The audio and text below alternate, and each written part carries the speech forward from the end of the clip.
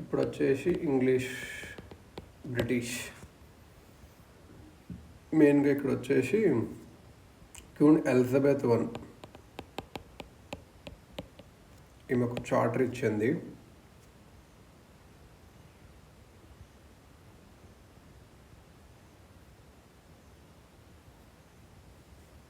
ఇది అంతకుముందు అందరు సేలర్స్ అందరికీ ఒక ఇంట్రెస్ట్ వచ్చింది.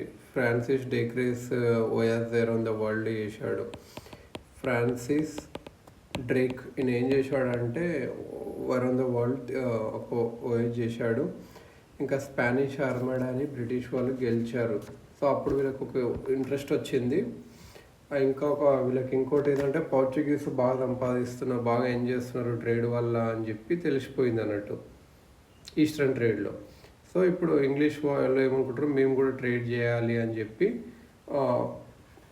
ఒక ఇంగ్లీష్ మర్చెంట్స్ అందరూ కలిపి merchant adventurers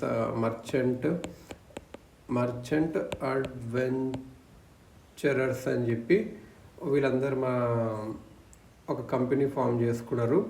queen Elizabeth I 1600లో వీళ్ళకు ఒక చార్టర్ ఇచ్చింది. ఎక్స్క్లూజివ్ ట్రేడింగ్ అన్నట్టు. Exclusive trading to the company named governor and company of merchants of London trading in to the East Indies.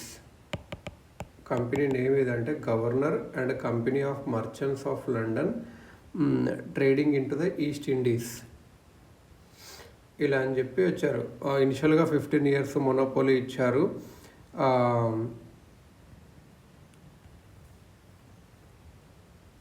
అంతకుముందు డచ్ వాళ్ళు మంచి ఈస్ట్ ఇండీస్ మీద కాన్సన్ట్రేట్ చేశారు. వీళ్ళు ఇండియాలో ఏం ఆశపడరు అంటే టెక్స్టైల్స్ మెయిన్గా, ఇంకా కమోడిటీస్ కొన్ని ఇంగ్లీష్ వాళ్ళు ఆశపడింది ఇక్కడ దొరుకుతాయని చెప్పి. వీళ్ళు ఎలా వచ్చారంటే first captain Hawkins court of జహాంగీర్లో వచ్చాడు. కాకపోతే సూరత్లో ఫ్యాక్టరీ పెట్టాలనుకున్నాడు, జరగలేదు. జహాంగీర్ హాకిన్స్ పోర్ట్లోకి వచ్చాడు. పోర్చుగీస్ అపోజ్ చేయడం వల్ల హాకిన్స్ వెళ్ళిపోయాడు. ఇంకా 1611లో ట్రేడింగ్ స్టార్ట్ చేశారు మసూలీపట్నంలో, south eastern coast of India. అక్కడ ఫ్యాక్టరీ కూడా పెట్టారు. ఎక్కడ? మసూలీపట్నంలో ఒక ఫ్యాక్టరీ కూడా కట్టారు. ఎప్పుడు 1666లో. 1612లో ఏమైంది అంటే ఇప్పుడు కెప్టెన్ బెస్ట్ ఉంటాడు కదా, ఇలా పోర్చుగీస్ని సీలో డిఫీట్ చేశాడు, సీ ఆఫ్ సూరత్లో. సో జహాంగీర్ ఇంప్రెస్ అయ్యి ఇంగ్లీష్ వాళ్ళకు పర్మిషన్ ఇచ్చాడు సూరత్లో ఫ్యాక్టరీ 1630 సూరత్లో కట్టడానికి. సో వీళ్ళు ఫస్ట్ మసూలీపట్నం, నెక్స్ట్ సూరత్లో కట్టారు.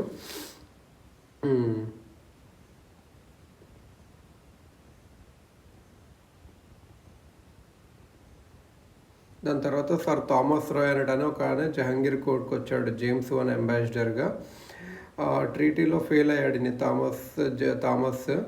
థామస్ రాయ్. కాకపోతే కొన్ని ప్రివిలేజెస్ తెచ్చుకున్నాడు. ఏదంటే ఆ ప్రివిలేజెస్ లేదంటే ఫ్యాక్టరీస్ కట్టవచ్చు ఆగ్రాలో, అహ్మదాబాద్లో, బ్రోచ్లో. ఇంగ్లీష్ వాళ్ళు అంత స్మూత్గా ఏం పైకి రాలేదు. వాళ్ళు పోర్చుగీస్తోనో డచ్తోనో కొట్లాడాల్సి వచ్చింది. కాకపోతే వాళ్ళకి సిట్యువేషన్ చేంజ్ అవ్వడం వల్ల వాళ్ళకి ఫేవర్గా మారింది. కింగ్ ఆఫ్ పోర్చుగల్ ఉంటాడు కదా అనే కింగ్ చార్లెస్ II బొంబాయి గిఫ్ట్గా ఇచ్చాడు. ఎందుకంటే చార్లెస్ పోర్చుగీస్ ప్రిన్సెస్ క్యాథరిన్ని మ్యారేజ్ చేసుకున్నాడు కాబట్టి. Bombay was given over to the East India company annual పేమెంట్గా £10 బొంబాయిని ఫస్ట్ కింగ్ చార్లెస్కి ఇచ్చారు పోర్చుగీస్ వాళ్ళు, తర్వాత ఈస్ట్ ఇండియా కంపెనీకి ఇచ్చారు. సూరత్ నుంచి ముంబైకి మార్చారు అన్నట్టు. సూరత్ నుంచి ముంబైకి హెడ్ క్వార్టర్స్లోకి మార్చారు. బొంబాయి కాదు, బాంబే అంటారు అప్పుడు. ఇంగ్లీష్కి పోర్చుగీస్ తర్వాత కొద్దిగా పీస్కున్నారు, ఎందుకంటే వాళ్ళ కూతుర్ని ప్రిన్సెస్ని పెళ్లి చేసుకున్నాడు కాబట్టి king Charles. Anglo Dutch compromise కూడా వచ్చింది. ఎట్లా అంటే డచ్ వాళ్ళేమో ఇంటర్ఫియర్ అవ్వమని చెప్పి ఒప్పుకున్నారు.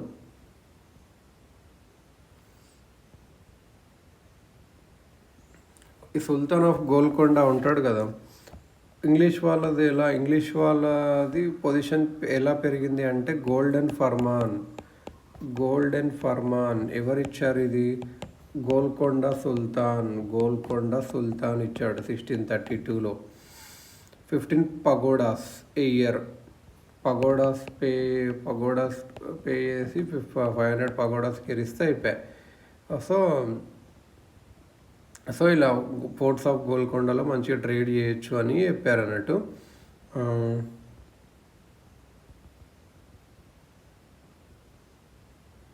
దాని తర్వాత చంద్రగిరి ఒక రూలర్ నుంచి పర్మిషన్ తెచ్చుకున్నారు మద్రాస్లో కట్టడానికి.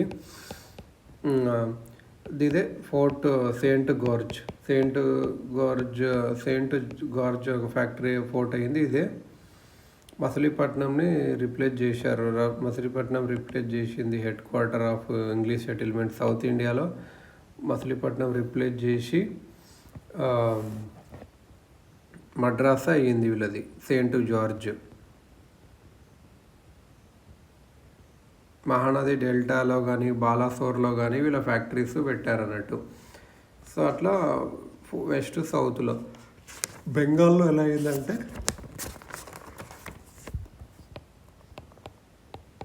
బెంగాల్ అనేది అప్పటికే పెద్దది, ట్రేడ్లో కామర్స్లో చాలా అడ్వాన్స్గా ఉంది. సో వీళ్ళు కంట్రోల్ చేయాలనుకున్నారు. బెంగాల్ షా షుజా అని subedar of Bengal or governor of Bengal, Shah Suja. ఈయన ఎవరంటే subedar or governor of Bengal. వీళ్ళకు ఒక బ్రిటిష్ వాళ్ళకు ఒక ట్రేడ్ అలౌ చేశాడు. 3000 రూపీస్ పే చేస్తే హుగ్లీలో ఫ్యాక్టరీ స్టార్ట్ చేశారు. కాసిం బజార్, పాట్నా, రాజ్మహల్లో కూడా చేశారు. ప్రివిలేజెస్ ఇచ్చిన వీళ్ళకి సరిపోవట్లేదు. ఇంకా ఎందుకంటే అప్పుడప్పుడు కస్టమ్ ఆఫీసర్స్ ఆపుతున్నారు లోకల్ చెక్ పోస్ట్లో, టోల్స్ కట్టమంటుండ్రు. సో వీళ్ళు ఏమనుకుంటారంటే మేము ఫోర్టిఫైడ్ చేసుకోవాలనుకుంటారు, వాళ్ళ ఫోర్ట్స్కి చుట్టూ గోడ కట్టుకోవాలనుకుంటుండ్రు. సో ఆ ఫోర్ట్ గోడ కట్టుకుంటే ఏంటంటే అటాక్ చేయడానికి ఈజీగా ఉంటుంది ఎప్పుడన్నా ఆర్మీని వాళ్ళందరినీ పెట్టుకోవడానికి. సో షస్తా ఖాన్కి చెప్పారన్నట్టు, మేము గోడ ఫోర్ట్ నుంచి ఫోర్టిఫైడ్ చేస్తామని చెప్పి షస్తా ఖాన్కి చెప్పారు, మొఘల్ ఎంపరర్ ఆఫ్ బెంగాలీనే. ఈ సార్ట్ అవుట్ చేయి, వాళ్ళు డబ్బులు అడుగుతున్నారు సో ఈ అప్పీల్ వల్ల ఏం జరగలేదు, కాకపోతే ఇద్దరికి శత్రుత్వం పెరిగింది. తర్వాత కొన్ని రోజులు ఏమైందంటే హుగ్లీ అనేది ముఘల్స్ తీసేసుకున్నారు. సో ఇంగ్లీష్కి కోపం వచ్చి ఇంపీరియల్ పోర్ట్స్ ఆఫ్ తానే ఉంటుంది కదా, మోడర్న్ గార్డెన్ రీచ్, హుగ్లీని తీసేసుకుంటే ఇంగ్లీష్కి కోపం వచ్చి తానాలో మోడర్న్ గార్డెన్ రీచ్ అక్కడున్న ఫోర్ట్స్ని ఆక్యుపై చేశారు.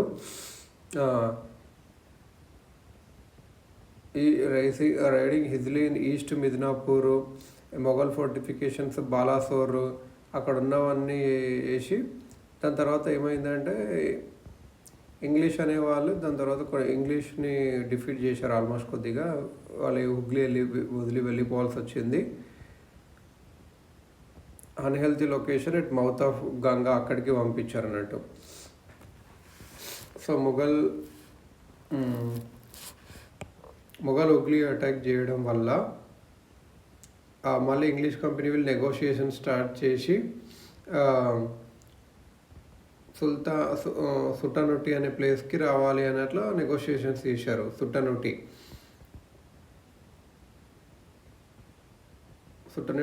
వచ్చేసారు. అక్కడ మళ్ళీ ఫ్యాక్టరీ కట్టారు.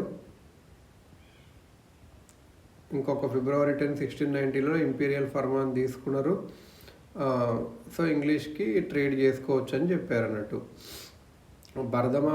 బర్ధమాన్ డిస్టిక్ అని ఒక దగ్గర ఉన్న జమీందార్ అక్కడ ఏం చేస్తాడంటే రెబల్ అపోజ్ చేస్తాడు బ్రిటిష్ని.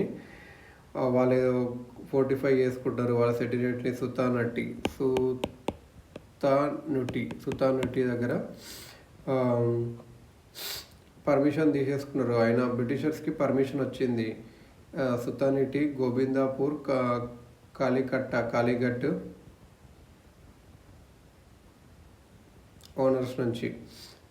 ఆ ఫోర్టిఫైడ్ సెటిల్మెంటే ఫోర్ట్ విలియంని ఫోర్టిఫైడ్ చేసుకున్నారు ఇప్పుడు 1700లో. Seat of eastern presidency Kolkata అయ్యింది ఇది. దాని తర్వాత ఇంగ్లీష్ మిషన్, దాని తర్వాత వీళ్ళు ఏం చేశారంటే ఫరూక్ షియర్ దగ్గరికి వెళ్ళారు. ఫరూక్ షియర్ దగ్గర 3 ఫేమస్ ఫర్మన్స్ పొందారు వీళ్ళు. చాలా ప్రివిలేజెస్ వచ్చాయి బెంగాల్లో, గుజరాత్లో, హైదరాబాద్లో ఫరూక్ షియర్ వల్ల, మొఘల్ ఎంపైర్ ఫరూక్ షియర్ వల్ల. మాగ్నా కార్టా ఫరూక్ షియర్ వీళ్ళు 3 ఫర్మాన్స్ ఇచ్చాడు. గోల్కొండకి హైదరాబాద్ కింద, గుజరాత్ వెస్ట్లో, ఇంకా బెంగాల్. ఇది మ్యాగ్నా కార్టా ఆఫ్ కంపెనీ అని చెప్పొచ్చు. మ్యాగ్నా కార్టా ఎందుకు అంత ఇంపార్టెన్స్ అంటే బెంగాల్లో కంపెనీ ఎక్స్పోర్ట్స్కి కానీ ఇంపోర్ట్స్కి కానీ ఏ కస్టమ్ డ్యూటీస్గా ఉండవు. జస్ట్ యాన్యువల్ పేమెంట్ 3000 రూపీస్ మాత్రమే ఉంటుంది. కంపెనీ ఇప్పుడు ఏం చేయాలంటే పాసెస్ ఇష్యూ చేసుకోవచ్చు ఫర్ ద ట్రాన్స్పోర్ట్. దస్తక్స్ అని ఒకటి ఉంటుంది. పాసెస్ ఇష్యూ చేసుకోవచ్చు కంపెనీ ఎక్కువ ల్యాండ్ రెంట్కి తీసుకోవచ్చు కోల్కతా చుట్టూ. హైదరాబాద్లో ఉన్న ప్రివిలేజెస్ అన్నీ పెట్టి only privilege of freedom from duties అవసరం లేదు. రెంట్ మద్రాసులో ఒకటి కడితే అయిపోయా. సూరత్లో కూడా అంతే, జస్ట్ యాన్యువల్ పేమెంట్తో డ్యూటీస్ అన్నీ వదిలేయచ్చు.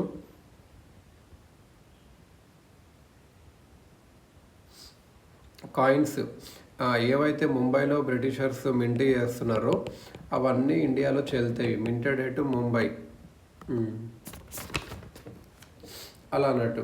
సో అలా ఇంగ్లీష్ వాళ్ళు ట్రేడింగ్ కన్సెషన్స్ బెంగాల్లో మొఘల్ ఎంపైర్ నుంచి ఫ్లాటరీ అండ్ డిప్లొమసీ యూజ్ చేసి తెచ్చుకున్నారు అన్నట్టు. దాని తర్వాత ఏమైందంటే ఇంగ్లీష్ రెవల్యూషన్ ఆఫ్ 1688 తర్వాత monopoly of east India company ఉండొద్దు అని చెప్పి వాళ్ళు డిసైడ్ అయ్యి ఇంకొక కొత్త కంపెనీ పెట్టారు ఔరంగజేబ్ కోర్టులోకి వచ్చారు. కాకపోతే అది ఫెయిల్ అయింది కొత్త కంపెనీ. సో క్రౌన్ ప్రెషర్ వల్ల, పార్లమెంట్ వల్ల ఈ 2 కంపెనీస్ కలిసి United Company of merchants of England trading to the East Indies form అయ్యారు. ఇదే East India Company 1708 to 1873. United Company of merchants of England trading to the East Indies, ఇదే అన్నట్టు.